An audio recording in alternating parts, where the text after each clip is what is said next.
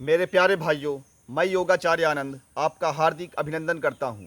मेरे प्यारे भाइयों, आज मैं आपको एक ऐसी घटना बताना चाहता हूं जिसके द्वारा आपका दुनिया को देखने का जो नज़रिया है वह नज़रिया अवश्य ही उसमें परिवर्तन आएगा। मेरे प्यारे भाइयों, दुनिया में हम अच्छी चीज़ें देखें या बुरी चीज़ें देखें, उसका हमारे जीवन में क्या प्रभाव होता है, इसके बारे में मैं आपको जानकारी देना चाहता हूँ। यह कहानी है रामकृष्ण परमहंस के जीवन से जुड़ी हुई एक घटना। एक बार उनका एक शिष्य अपने एक दोस्त के साथ रामकृष्ण परमहंस के आश्रम गया। रामकृष्ण परमहंस उस समय ध्यान की मुद्रा में बैठे हुए थे। तो जब वह दोस्त के साथ अपने वह शिष्य जब गया तो उन्होंने साथ में रामकृष्ण परमहंस के लिए मिठाइयों का डिब्बा लेके गए थे। तो जो उनका दोस्त था वह आधुनिक शैली का था, आधुनिकता में विश्वास करता था, धर्म अध्यात्म में उसका कोई रुचि नहीं था। धर्म अध्यात्म को वह अंधविश्वास और पाखंड की नज़र से देखता था। तो जब वह रामकृष्ण परमहंस के शिष्य के साथ उनके आश्रम में पहुंचा तो घंटा 2 घंटा वो वहाँ बैठे रहे। मिठाइयों का डिब्बा सामने पड़ा हुआ था, लेकिन रामकृष्ण परमहंस जी ने उस मिठाइयों के डिब्बे को थोड़ा भी नहीं देखा। तो और उसके बाद जब वो वापस लौट के आए तो उनका जो मित्र था उनके रामकृष्ण परमहंस के शिष्य से कहता है कि देखो तो यह कितना ढोंगी पाखंडी बाबा है, कितना अहंकार भरा है इसके अंदर। तुम इतने प्यार से उनके लिए मिठाइयाँ लेके गए, लेकिन वो तुम्हारे द्वारा दिए गए मिठाइयों को बिल्कुल भी नहीं देखा। कितना अहंकार है इसके अंदर, तुमको ये बिल्कुल तुच्छ समझता है।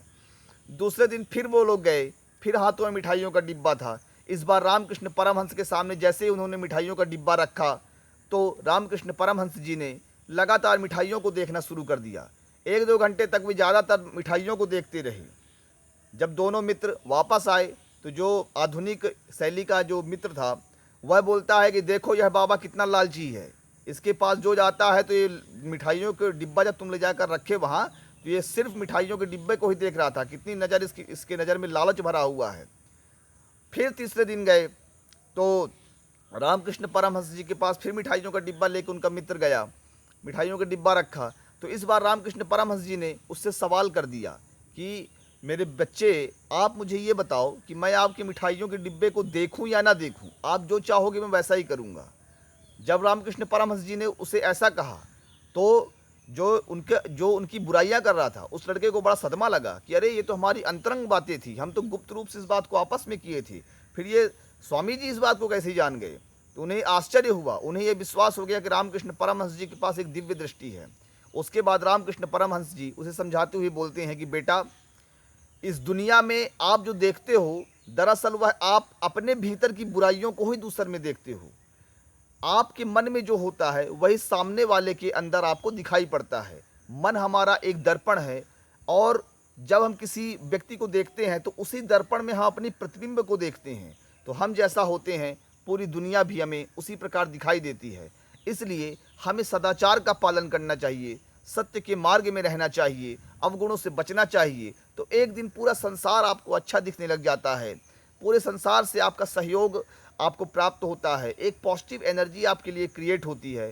तो और उसी प्रकार आप जब बुरा जीवन जीते हैं, दुर्गुणों में लिप्त रहते हैं, तो पूरा संसार आपको बुरा ही बुरा दिखता है। फिर ऐसे ही लोग पूरे संसार को कोसते हैं कि पूरी दुनिया खराब है, अच्छी नहीं है, यह हमारे लिए बुरी है, हमारे लिए कुछ नहीं करती है।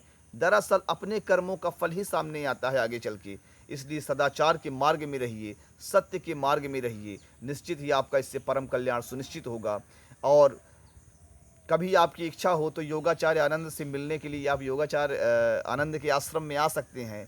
हम लोग राष्ट्र निर्माण के कार्य को कर रहे हैं और अपने सदस्यों के लिए कुछ विशेष प्रकार की योजनाएं भी लाते हैं जो उनके लिए आध्यात्मिक, राजनैतिक और व्यावसायिक दृष्टि से, आर्थिक दृष्टि से भी काफ़ी फ़ायदेमंद होता है। तो मैं आपको आमंत्रित करता हूं कि हमारे साथ आइए, एक मित्रवत व्यवहार हमारा रहेगा।